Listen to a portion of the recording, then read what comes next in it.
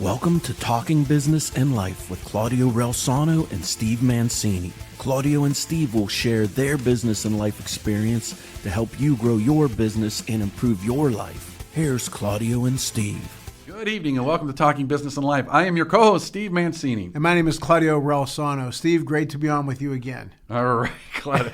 Claudio, what were we saying before we had to do well, this again? We've changed our show name to Talking Business and Life with our names as opposed to, what the hell was the show? Oh, yeah. Come on, Italian Impact Weekly. Italian Impact Weekly. I came up with it. I That's should Italian know what Impact it is. Weekly. We have another Promise Italian guy here, too, so we're kind of blending both shows. We're going to sneak peek at him. There he is. There All he right. is. In fact, this is for Philly Rich, because Philly Rich has been one of our, probably since the day one, that he has gotten us a lot of guests. So see, Rich, we still do Italian stuff. Yes, Don't worry. I told you. Don't worry about the name change, Hard not buddy. to. That's right. But Claudio, let's, real quick, I think we would be remiss if we didn't mention the Italian Sports Hall of Fame and your induction into it. It was an absolutely wonderful event. And I think the guest and you both have something in common now. Yeah. Ish.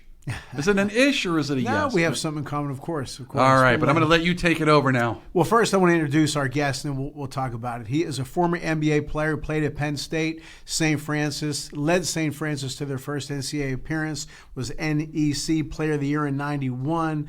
Again, played for the Dallas Mavericks, and I followed him back then because Italian guy. Of course, I followed him. Played in the CBA, played in Europe and Italy, Greece, Spain, and he had a great career as a college coach at Duquesne, at Canisius. I'm trying to not look at the notes, see if I can remember everything. Robert Morris, of course, and now he's a head coach at Swickley Academy right down the street from me, and they're just doing phenomenally well. And that is Mike Iuzzolino. Mike, thank you so much for being on the show. Thanks for having me today. And I didn't butcher your last name like our boy did, right? Yeah, you go to the Italian Hall of Fame, and they didn't pronounce the name right. So I was laughing about that. It's kind of funny. Usually it's somebody else doing that, right? Oh, man, my dad used to get mad whenever they'd butcher my name and spell it wrong, but they would get Mike Krzyzewski's perfectly, and they would say Mike Krzyzewski perfectly. Yeah, you know. Of course. You know what? Let's talk about the other day. You were named the Italian Coach of the Year from the National Italian American Sports Hall of Fame. Tell us when you found out about it. I believe I told you about it. Me and Mike Battolini nominated you, well deserving. Tell us about that whole thing, how you felt. Well, obviously you're honored to get any award, especially when you coach, and you're in a team sport. But I like the evening was way more than I had anticipated. I didn't realize how big of an event it was and how great of a night it was. I was expecting something a little more low key, but then I'm thinking, wow, there's all Italians. I should have not thought that at all. But it was a great night, a great honor. And I always say this, like, it's when you get an honor in a team sport, it's all about the people around you. Yeah. And I have great kids that I coach, and we have great coaches around us, and I'm just very blessed to be in Swickley Academy right now. And they're blessed to have you for sure. On my end, Steve, it was very special to me. And again, like Mike said, it wasn't about me so much. It was about I just thanked a lot of the people. There's no Italian saying, if you ever see a turtle on top of a fence post, he didn't get there alone, which is what Mike is saying. I had my family, my friends there. Mentioned my parents, and without them, none of these things would have happened. So it was very, very, very special for me. I wanted to soak everything in from the time I found out I was inducted until walking through and getting the medals and the whole thing and the trophy or the plaque. And it was just incredibly special, something I'll never forget. Yeah, no doubt about it. And everybody that spoke that night, they spoke from the heart. For sure. And they thanked the people that helped them. And, I think that, and I try to teach this to our kids all the time, that, humility is a trait that I really value. I think that, these kids today, sometimes they get that Instagram and they get all this hype and all that stuff, and it's hard to stay humble. And, we have a saying at our team, this game will humble you real quick. Doesn't matter who you are. Life will. Yeah, no doubt. Ray Mancini, I don't know if you met him that evening. Did you meet Ray? I did. Okay. I did on the way in, yep. He had a great saying, it's a quick trip from the penthouse to the outhouse. Yeah, for sure. I always remember that. So, but yeah, it was a great evening. Steve, you were there. What were your thoughts on it? I thought it was a great evening, actually. Everything from the food was delicious. It was a great, a lot of people attended, which was actually very nice. because I went to the one, was it last year up in Lamont, and this one had to be double the size easily. Yeah. And a lot of award winners. It was really a good event. I'm not saying I'm surprised just because you're the president, Claudio, but no, I'm kidding. No, but I mean, I was actually very happy to see that it's growing, and to me that meant a lot because a lot of the old organizations, a lot of Italian groups, they're kind of dying, and you kind of look at a lot of plaques on the wall and a lot of those old associations, and those dates are pretty old now, and those plaques are kind of dusty. So what was nice about this for me was it was proof that the community, if you build it, they will come, and the community was way on board for this one. A lot of good, definitely deserving award winners, and even I was really impressed with the scholarship winners. Their speeches I thought were really, especially the one kid was like, they were both good speeches, but the one, to your point on speaking from the heart, the one was very emotional. I was like, man, this is like, there was no, what I'm going to call duds. Like everybody, except for that one loudmouth. No, I'm just kidding. But I mean, there were no duds in this. Everybody was like really deserved it, was really honored by it. And I think the people sitting in the audience will be more than willing to say, I'm going to come back to that because that was a lot of fun. I would recommend a live band. But what do I know, Claudio? Put something in the speakers. We're trying to make money on this. But I think keep the overhead low. I think what was cool about the one kid that spoke, and obviously it was sad when he talked about his father dying, but also how his high school coach not replaced his father, but kind of became kind of that father figure to help him through life a little bit. And you don't always think about with that when you're coaching because you're always pressured with wins and losses. And when I heard that kid speak, you think about, wow, you do make an impact in their lives in many different ways. And I want to kind of piggyback on that. I used to coach hockey for years, and I stopped a bunch of years ago. But what's funny is if you step back, especially depending on the competitive nature of the team, how many times a week you're practicing with them plus games. And I did a hot stint in juniors. So we were on the ice a couple times a week for practice and then traveling on weekends. When you step back, you're like, man, you realize how many hours a week you spend with some of them kids? And if you think you can't spend hours a week with someone and not over months and months and months, and then depending on the team, you might have them back the next year, and maybe depending, you might have them for 3 years. If you don't think you have some impact on that kid, you're crazy. You're definitely impacting those kids. And that's something that over the years, I had guys there from Quaker Valley that I coached back in 1988, and a bunch of guys from CMU sent me texts, stuff like that. And that just means the world to me. The championships are obviously what you're there for, but you also want to have impact. Jim Valvano used to say, and I think I wrote that in the program, that was his favorite word in English dictionary, was the word impact. And so many people have had impact on me, and I know you're the same way. You want to have impact on these guys. You just don't want to teach them how to shoot a basketball. With me, I just don't want to teach them how to hit a curveball. I want to teach them how to hit life's curveballs. And I've been blessed to have the type of players that wanted to listen, that wanted to improve, not just on the field and off. And I'm sure you received a lot of, congratulatory notes that hit you in a certain way. Yeah, no doubt. And that's one of the things that has really disappointed me about college sports now is there is no 4-year kids anymore. No. And you don't have that impact. You almost don't have any time to make an impact on somebody's lives. And everybody keeps saying about, this has changed, that's changed, it's going.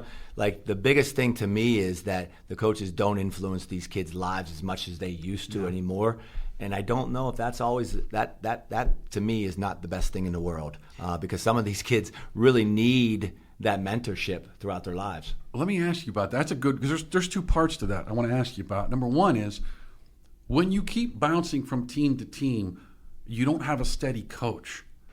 The question becomes then, are you just relying on, natural ability? Because now you don't have a coach that can develop you. You hop on this team, you learn a system, you pop up, you go to another team. Number one, you think that's going to have a longer term impact on the quality of the sport? And two, do you think the days are gone then with coaches that, Klein, we would talk about this, but there's just certain, we'll call it personalities. Mm-hmm. And there are coaches that have that are personalities that the students would walk through fire, and then there are other ones that are just X's and O's. Here's the system, jump in line, or else and then the kids transferring out, or in a pro team they're getting traded away. Do you think those days are gone? and as well as potentially, whether it's basketball or football primarily, do you think that's going to have an impact on the quality of the sport now?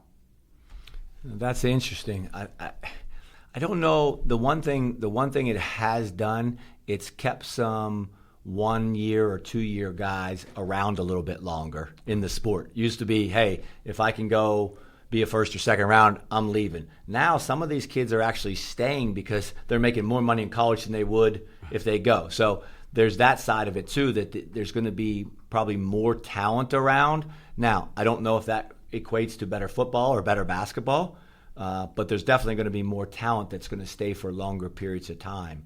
But it's not anybody that says it's college sports anymore is kidding themselves. It's professional sports. It's there's no question about that. And they're just like in professional sports when you had the Phil Jacksons or the Bill Belichicks. You're still going to run into some of these guys in college, like the Caliparis or the Patinos. But I think these younger guys that understand how to bring kids in, they leave, bring them more in, and manage that are going to have probably as much success as anybody anymore. Just like a guy like Dusty May, who just won a national championship, and he's been coaching in college as a head coach probably 5 or 6 years, and now he's going Dallas. to Dallas Mavericks. So those guys, I think, I just don't know if they stay. So are you going to lose some of the really good young coaches? I think another thing that really hurts, there was a great documentary, which I'm sure you saw, about the Big East on ESPN. Oh, yeah. And the coaches and the players, the rivalries. Oh, I hated this guy. And you don't have that anymore. The John Thompsons with Patino and Massimino and Carlos. Oh, yeah. And then, of course, the player Ewing against John Pannone and Ronnie Cycli. I mean, those guys, I already said Pat Ewing. But there was rivalries there. You just didn't root for the jersey. Right. Nowadays, these guys come and go. Ralph Sampson, arguably the greatest college player ever. I always thought Pete Maravich was. But he stayed 4 years. Right. Pat Ewing stayed 4 years. These guys stayed 4 years. And it's just different for the fan. For the player, it's kind of on the fence because you understand they have to make money. I get that. One time I was at the Beer Valley Mall. I don't know if you're familiar with the Beer Valley Mall. Mm-mm. Not too many people are anymore. But this is years ago. I'm walking. It's in Monaca. I'm walking in the mall, and there was a Michigan shirts. Rose, what the hell is that? They had Dawn, Rose, Howard. The Fab Five. Yep. Chris Webber. Right, Webber. King. Right. And I said, I don't think those guys are getting money for this, And it's their shirts. People buy it because they're fans of theirs. So everybody would like to be paid for their name, image, and likeness. Sure. I get it. But as a fan, it's just not the same. The coaches aren't the same. I'll be 62 in October. The personalities aren't there anymore, in my opinion. The rivalries aren't there anymore, in my opinion. Not just in basketball, but all sports. It's just different now. Yeah, and the NCAA has kind of become irrelevant. I think they still hold on to the basketball tournament, which helps them. But really, the rules and regulations, there's really not any that are, that you can hold firm to anymore. And again, it's just the whole landscape has changed. And I still think it's going to be successful. I mean, people love sports, and people love to gamble. So that's a whole nother topic we can get into. Young kids don't know the game we knew, so they're okay with this. Yeah, does that make sense? Yeah, they are. And I don't have a problem with any of the kids getting paid. I think that there's so much money out there now, kids getting paid. But it seems like we always go to the extreme. We went from 0 to 100 rather than trying to plan this out. Yeah. And when you do that, I think that you really make mistakes along the way. That's why you get caught for speeding sometimes. That's a good point. I really didn't think of that. That's true. He's very true. Well, I was going to say, and to that point, though, the problem, too, now is, and I think we talked about this, is now you're going to have those schools that got the money, and they're going to just constantly be buying the best. These kids are going to go there, and they're going to make their big money. And now I really think you have screwed. And the schools that were kind of on the fence or just aren't bringing in the money. Now it's almost going to be like pro baseball. Not that even that's a guarantee you're going to win, but you're going to basically see students, they're going to say, listen, I make $3 million over here, I make $200,000 over here, I'm going here. And you know what? If you think about some of the money that some of these, quote, amateur sports were bringing in before they were paying the students. And those kids are getting paid now, because now they're not just getting paid on one, and now they're getting all of the sponsorship deals, which if I'm an alumni and I own a Fortune 500 company and I went to Alabama or Georgia, guess what I'm doing? I want the best kids going to my alma mater, so that we can win championships. And now now it just becomes a free-for-all, to your point. I don't know where it stops. To me, it is just not enjoyable anymore, because now I know, to your point, loyalty did matter to some degree. I don't, to your point, I don't expect them to not get paid at all or get something, even though technically they were getting a free ride, which most of the other kids are not getting. So, you got to step back and say, what would that have cost them had they actually been paying? And then let's be very blunt. A lot of those kids probably wouldn't even got into that school had they not played sports. Let's be very honest what they were already getting. But now you throw in all the other factors, and you really it's just not even, to your point, they ought to just do away with college sports and just have an amateur league. A free-for-all amateur league between ages 18 and 22 and call it a day. Before we get into Mike's career, do you remember? Yeah, at some point we're going to get you, Mike. Don't worry. That's okay. Do you remember that ESPN documentary with SMU, the death penalty? Oh, yeah. They wouldn't have gotten in trouble at all today. No. And they gave SMU football the death penalty. It was the worst penalty ever in sports, I believe, right? It was time, yeah. Nothing. They wouldn't. Yeah, and think of guys like Calvin Sampson, who they got out of there because he made a few irregular phone calls and they get him out. And there's been probably 5-6 coaches that have been fired for a couple years without. And today that wouldn't even people would laugh at that. Like it's nothing. And That's right. So again, the landscape has changed, and it's gonna go to, like what you said, Steve. At some point, it's going to be the big boys and everybody else. Yeah. And especially when you talk about football, when you talk SEC and you talk, Big Ten football, they may just go together and say, hey, we're out of everything, and just go there. And because they could be financially sound. And you can't compete. And then, you know what, and I'll just think like this. Here we are at RMU. Okay, and you used to coach here. And RMU made NCAA. 8 years. They made the NCAA tournament last year. Okay. 2 years ago. Yeah, 2 years ago. Yeah. Now, if I'm not mistaken, some of the players did not come back.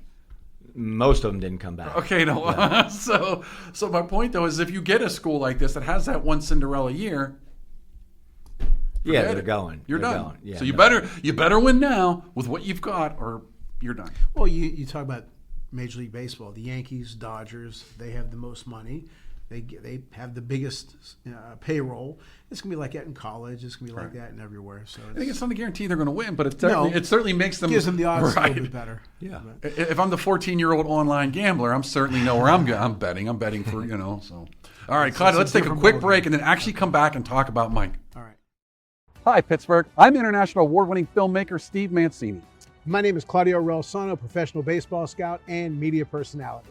And I'm Jeff Garner, president of the USL defending champion Pittsburgh Riverhounds. Join us on July 29th as we take on FC Tulsa. We'll have halftime entertainment and celebrity appearances. Join us for Forza Pittsburgh, a celebration of Italian heritage in Pittsburgh. Bring your whole family and enjoy a night of Italian food, music, tradition, and Riverhound soccer. So get your tickets now. And remember, that's FMB Stadium, July 29th versus FC Tulsa. Forza Pittsburgh! Ciao, Chrissy. Your Italian got so much better. Brava! Grazie. It's because I learned the best way possible. How so? Well, I learned that with apps, grammar books, and even YouTube videos, I could only get so far. I had to immerse myself. I noticed I did best when I was in Italy visiting family. That's where my level really soared. And wow, did it work? Thanks. I became much more confident, fast. That's why I created Footsteps Through Time. It's an Italian language experience. You don't just take Italian classes, you immerse yourself in a real Italian village. With lots of fun activities and excursions, it's life-changing. I see. So, no more boring grammar, impersonal apps, just real conversations, real culture, and delicious food, of course. Exactly. I'm so excited about this. Learn Italian by actually becoming part of the local community for a week and living it. So if you've been dreaming of Italy and the language, check out Footsteps Through Time in Italy.com. Book now and join the experience. Andiamo! Thanks to Greater Pittsburgh Travel. For any of your travel needs, let Tom and the team at Greater Pittsburgh Travel know, and they'll take care of you. For more information, call 412-331 2244 or visit their website at www.greaterpittsburghtravel.com. And we want to thank the Calabria Club of Pittsburgh. If you're interested in learning more, you can find their contact information on Facebook at Calabria Club of Pittsburgh. Again, thanks Domenica and the team at the Calabria Club of Pittsburgh for your support.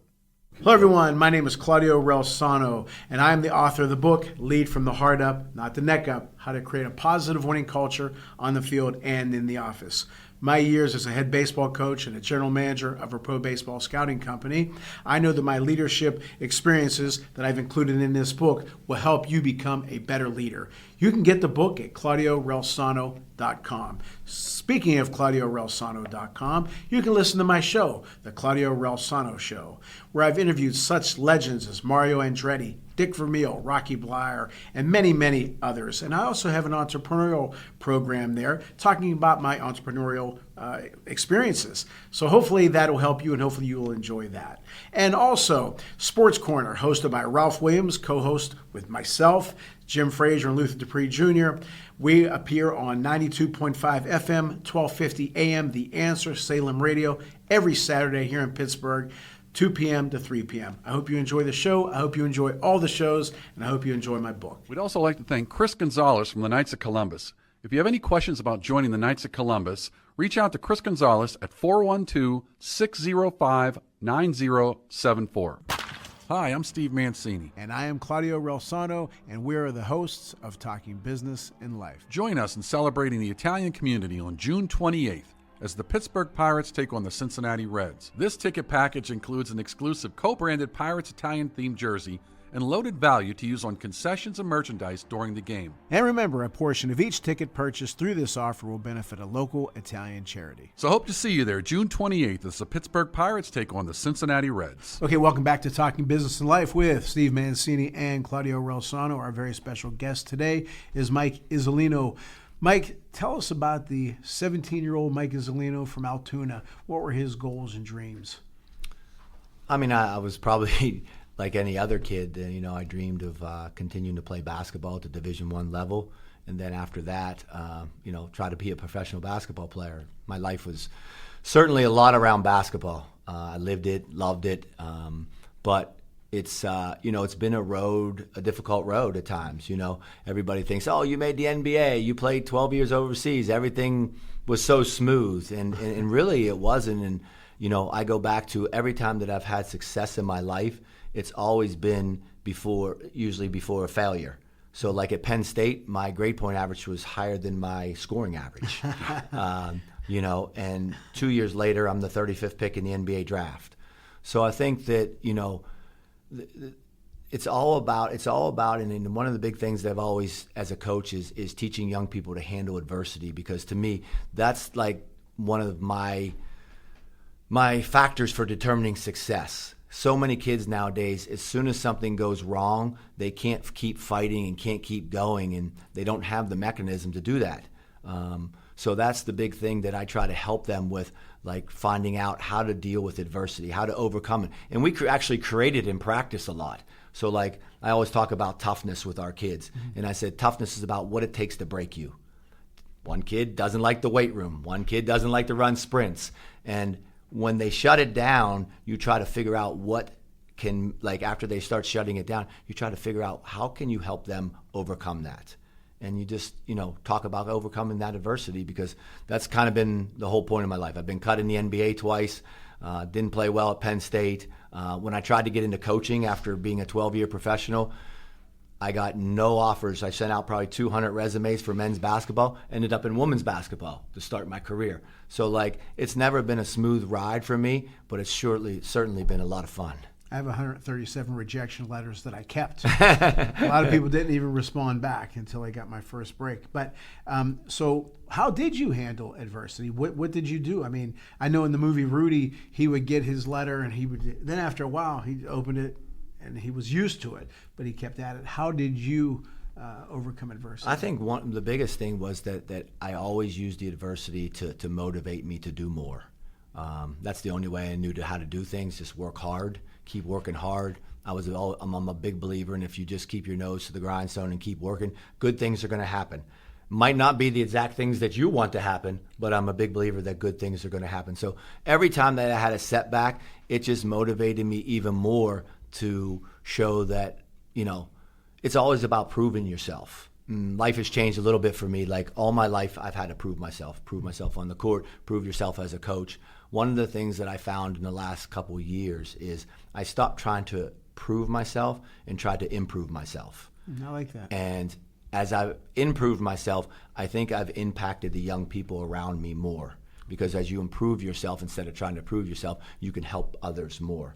And what's funny is people don't understand that when you get into coaching is all about, like, some people think it's all about, hey, you say this, coach, and the guys are going to do it. It's really all about, like, helping kids and helping young people to get to where they want to get to. It's not, but you have to still do it within the team concept. And, I think that's one of the fun things about coaching nowadays that I'm in high school is, like, I can impact their lives while still getting them to understand that you are in a team sport.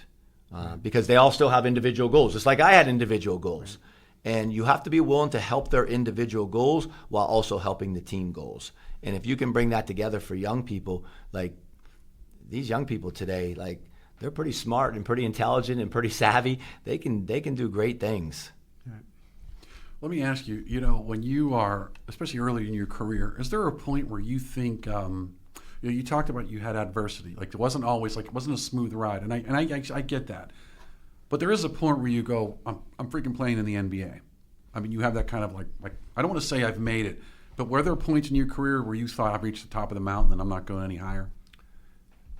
You know what? I can honestly say no. Like, maybe about 3 or 4 years ago was the first time I've ever kind of exhaled and thought back of what I've accomplished, because, like, I've been in so many different Hall of Fames and stuff. Like, I never exhaled and said, wow, this is great, I'm doing this. I always thought about, like, yo, what do I got to do next to keep going? What do I got to do next to keep going? And there's sometimes now, like, I still don't appreciate and don't feel like I've done enough.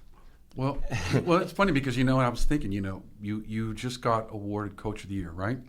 And now do you try to, it's one of these, do I try and repeat? Am I now competing with my last year me to make next year me better? Because last year me won an award. If I don't win an award, did I not do as well as last year me? Like, is that? And it's the same thing with, we won the state championship this year. We were 30-1.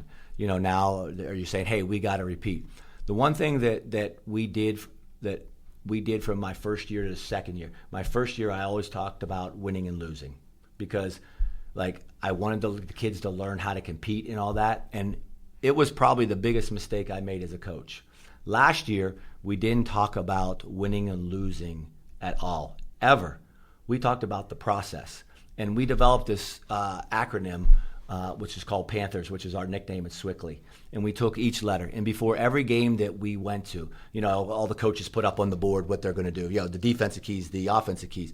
We didn't do any of that. First thing we did every game was I went around the room and I called on each kid. And I would say, for our acronym, I'd say P. And one kid would stand up and he'd say, process, steps to achieve excellence.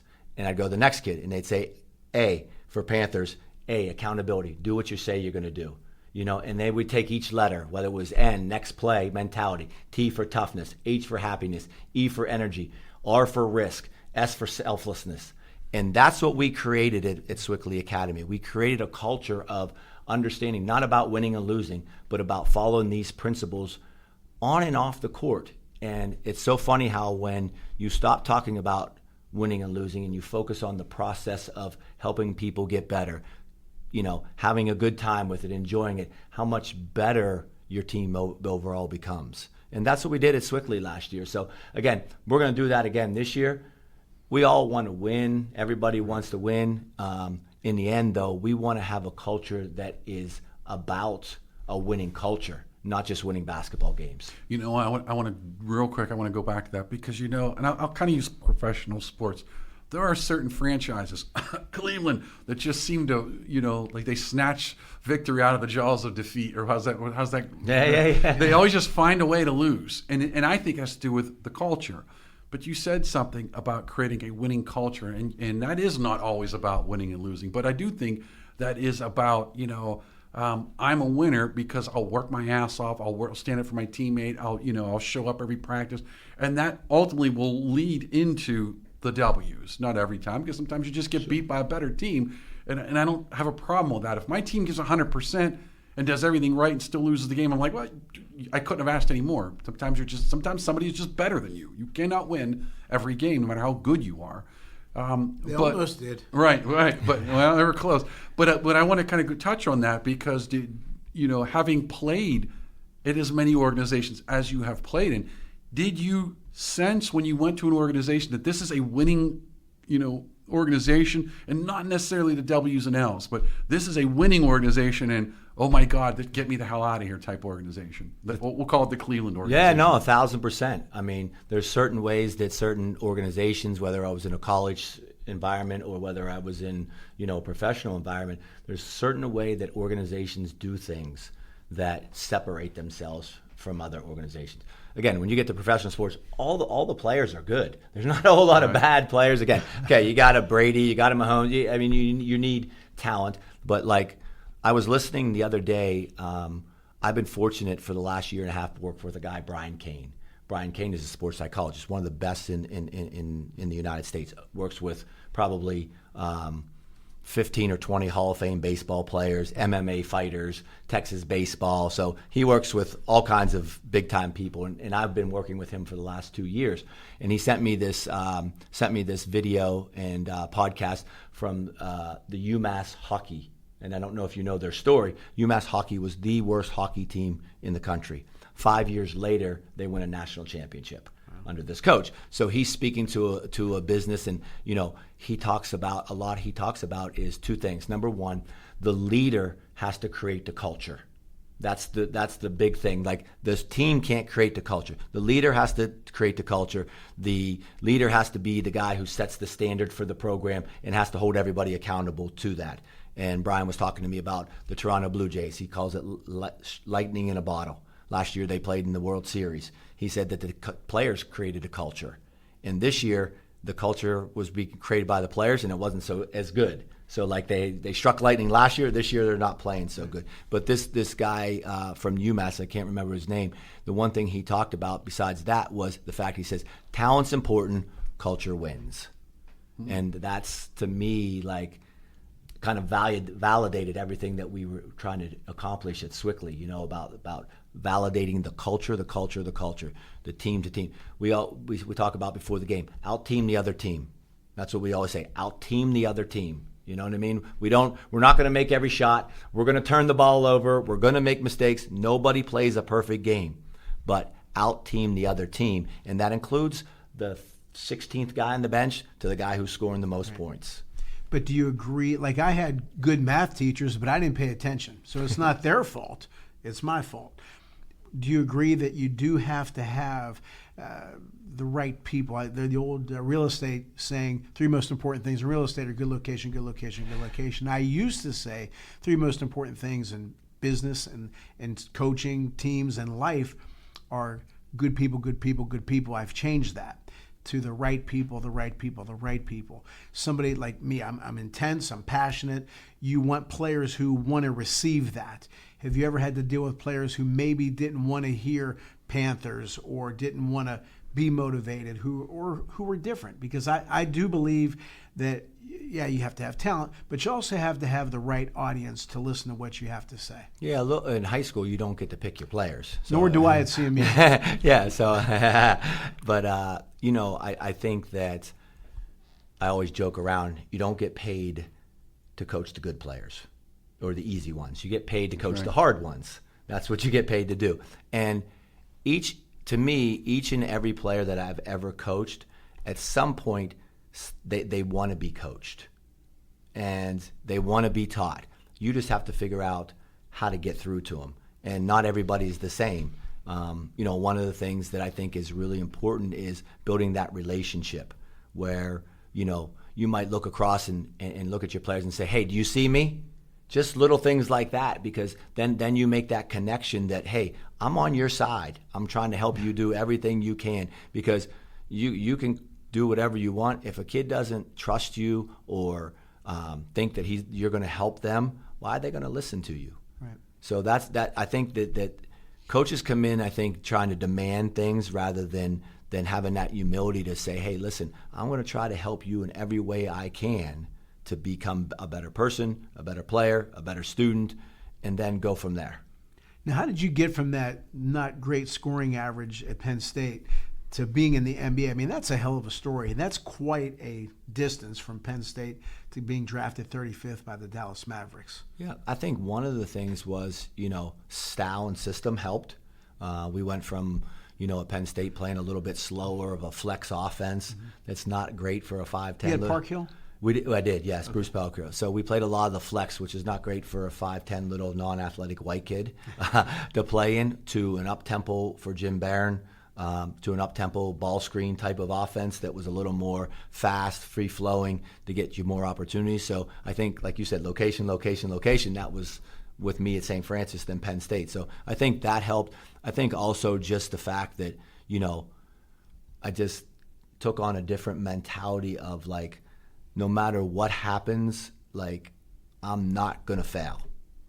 just whatever I need to do. I needed to be up at 5 a.m. to be in the gym. That's what I was going to do. I needed to be in there at 12 o'clock. Everything in my life revolved around not letting people who said, hey, you're not going to make it, you're not going to do this, let that affect me. Just constantly motivate me. Again, I don't have the magic dust that said, hey, this is the one thing why I made it. Hell, I don't even know sometimes why I made it.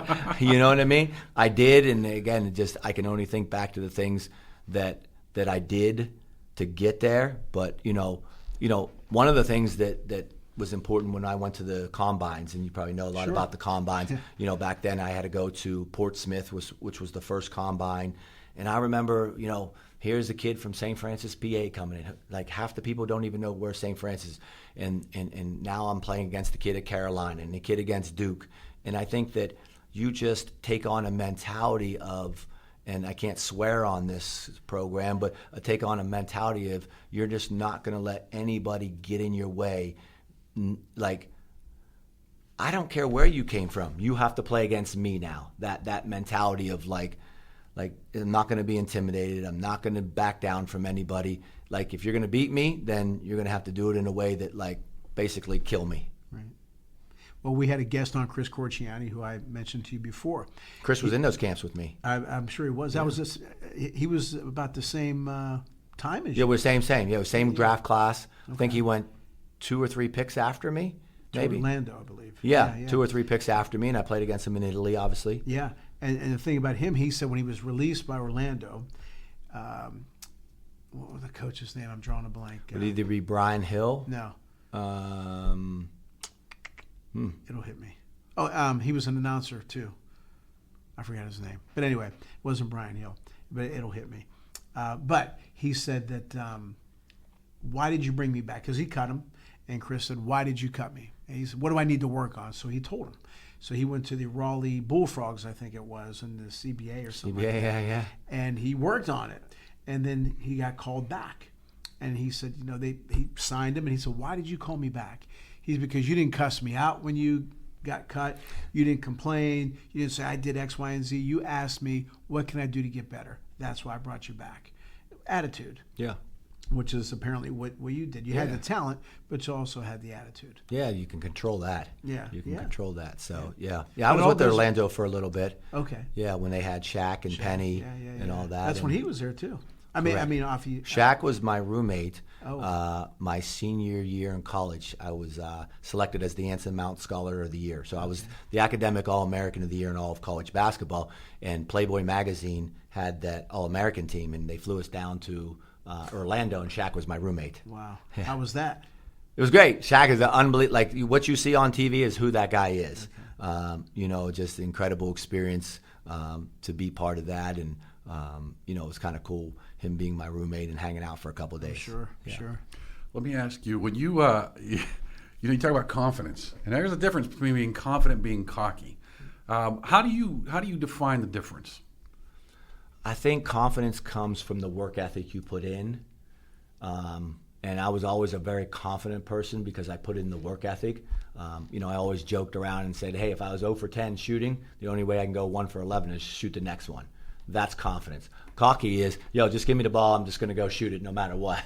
Right. I think that's the difference. But like when you get to the professional sports, if you don't have a certain swagger to you and you don't have a certain confidence, you will get squashed out real quick. And especially when you look like me in a league that most don't look like me. What do you mean? Most are 6. What's the average size? 6'7", and athletic. And I'm probably one of the few NBA guys that have never dunked a basketball in their life. Wow. Yeah. So it was Matt Gukas, by the way. Matty Gukas. Okay, yeah. No, you do have to have that attitude. I remember I was telling somebody today what Rocky Marciano once said.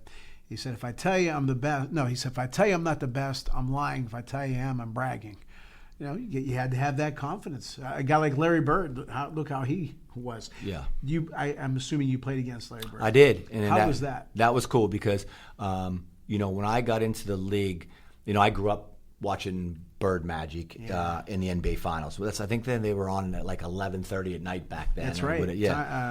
Delay. So I grew up a Celtic fan. I loved the Celtics, Tiny Nate Archibald and John Havlicek. The first NBA game my dad ever took me to was down in Washington with Havlicek and Dave Cowens against Elvin Hayes and Wes Unseld, and Kevin Porter, who was who played at St. Francis. Sure.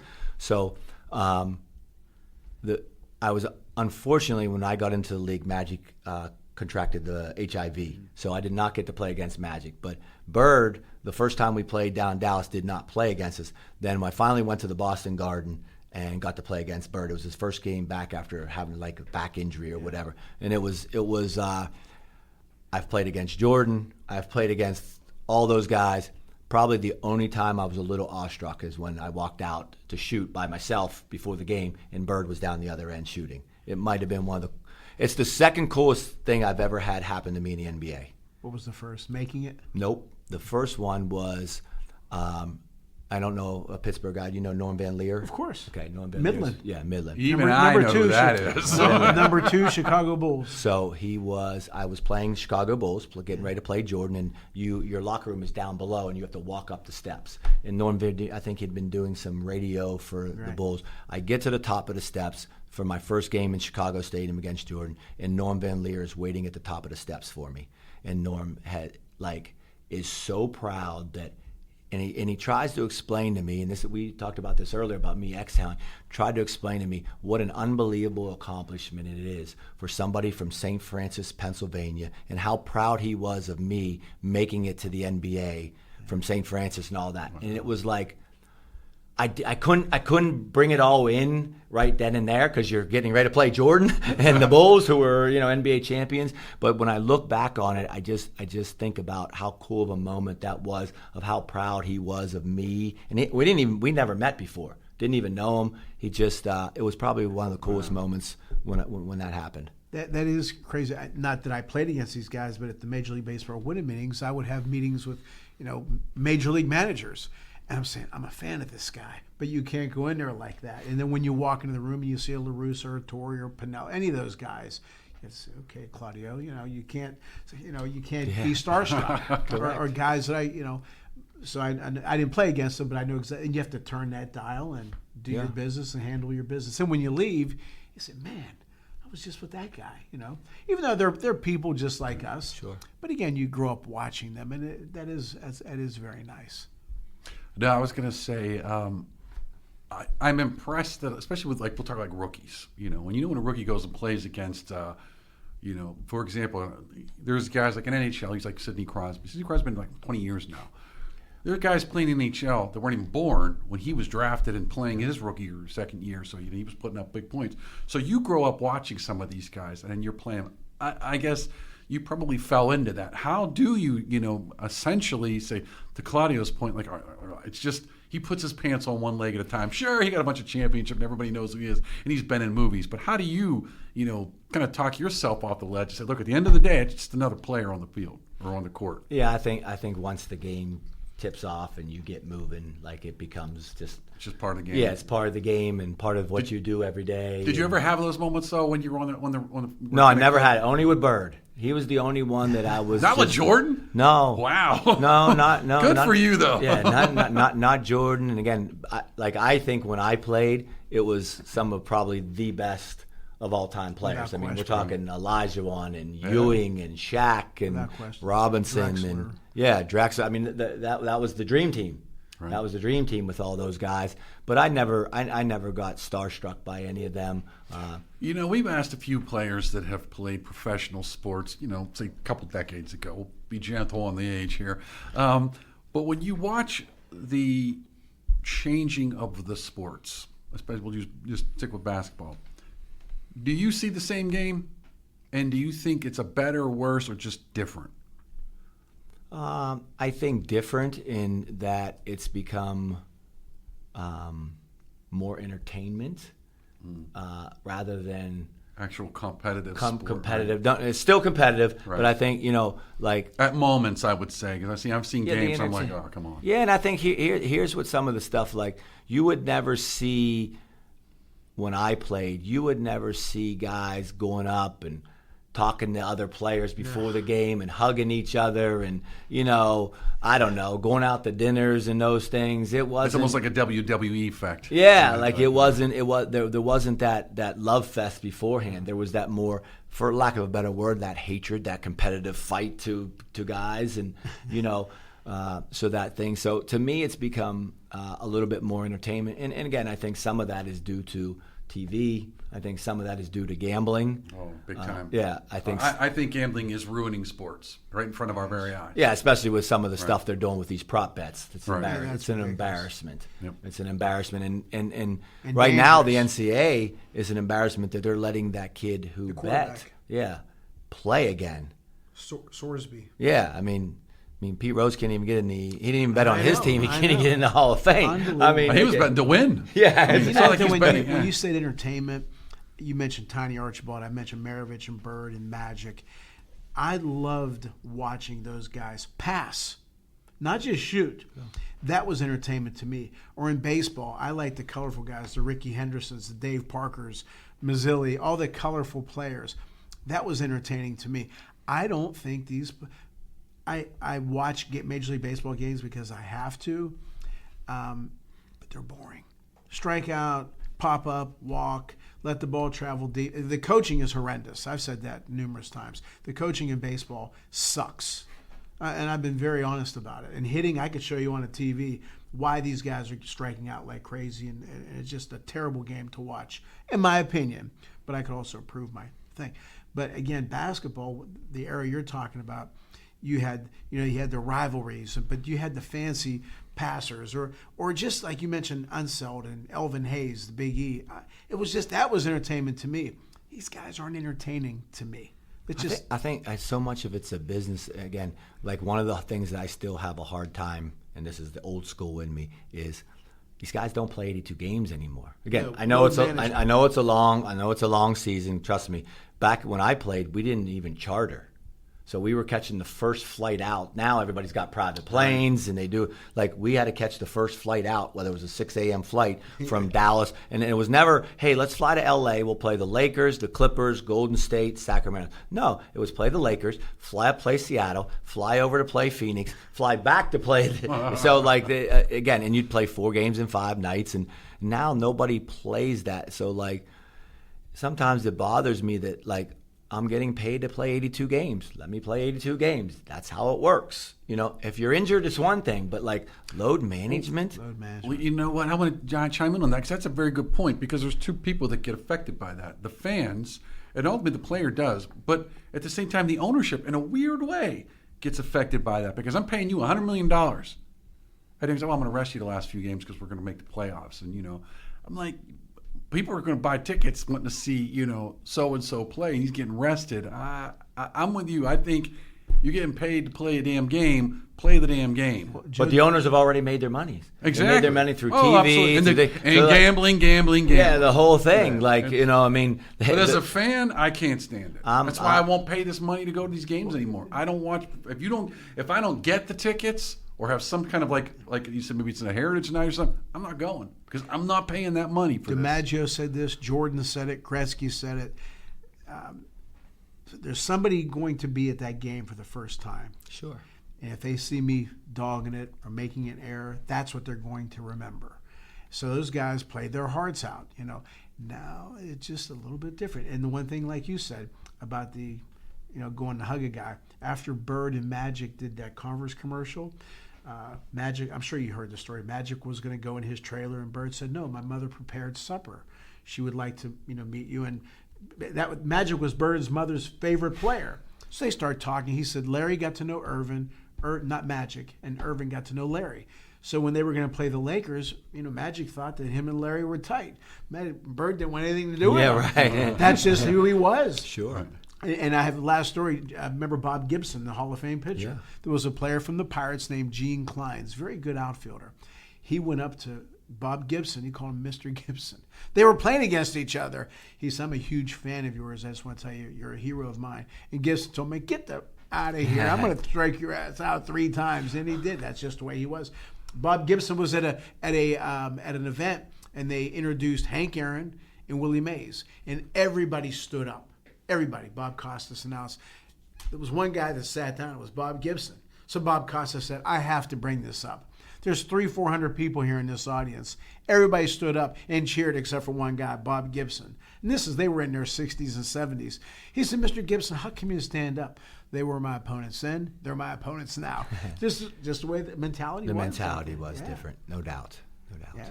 What do you see it going in 5-10 years? More gambling, more money, more just ugh. I see it almost looking like it's going to be like a WWE.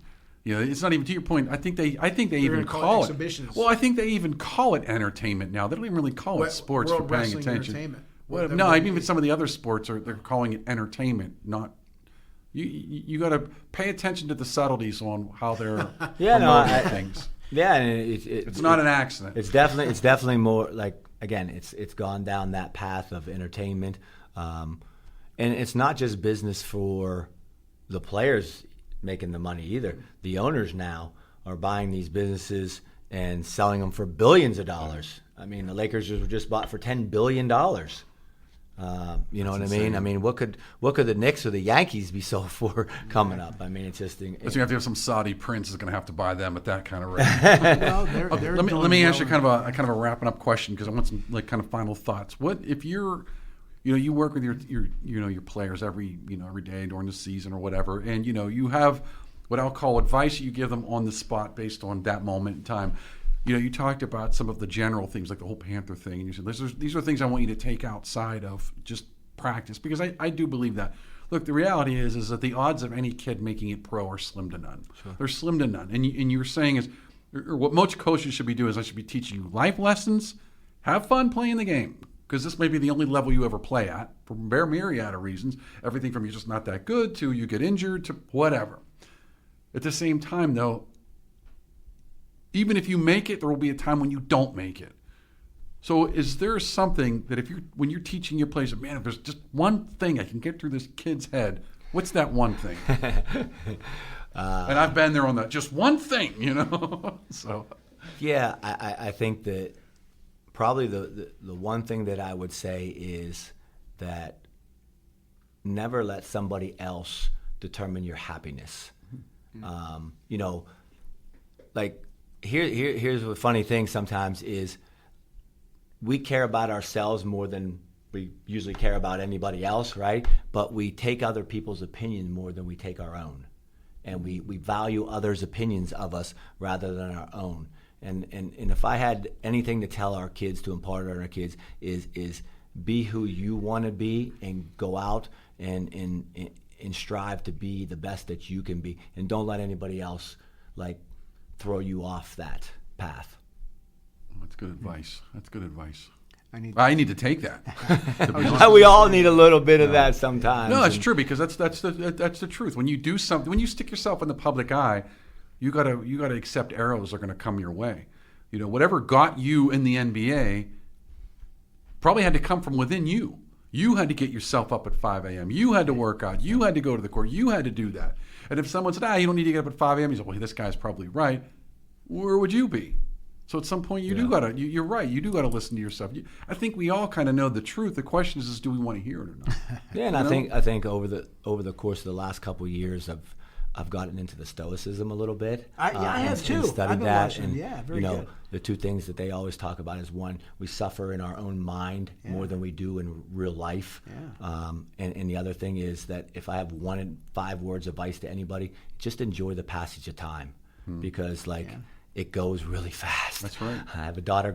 My son graduated from St. Vincent this year. My daughter's going to graduate next year from Robert Morris here. So it goes really fast, and I think we always are looking, what's the next great thing? What's this thing? What's the next thing we're going to do? And rather than saying, hey, just enjoy what we're doing now. That's good. Even the good book says that. I think that was just in the gospel. I think it was yesterday's daily reading. Literally said, you just don't worry about tomorrow. You got enough problems today. Worry about today. I've been watching a lot of the Stoics on YouTube. Yeah. I don't know if you've seen that. I do all the time. They're great. Yep. I knew who they were, but I just kind of discovered them the past year. Yeah. So I'm with you there.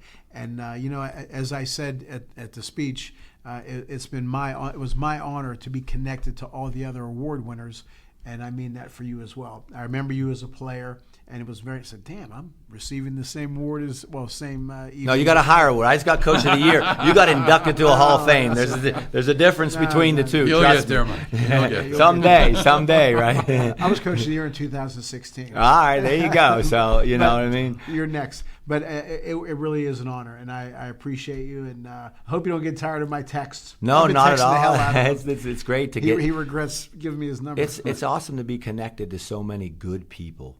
I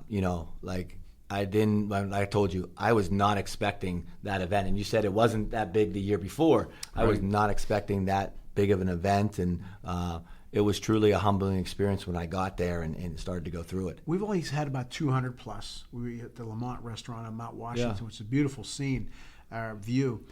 We expected a little bit more this year, and we got it. Yeah, so it was very for sure. Nice. It was very nice. But great people. I got to meet a lot of good people, people I never knew before, and that's always a fun thing when you get to meet new people and have new experiences, and that was one of them.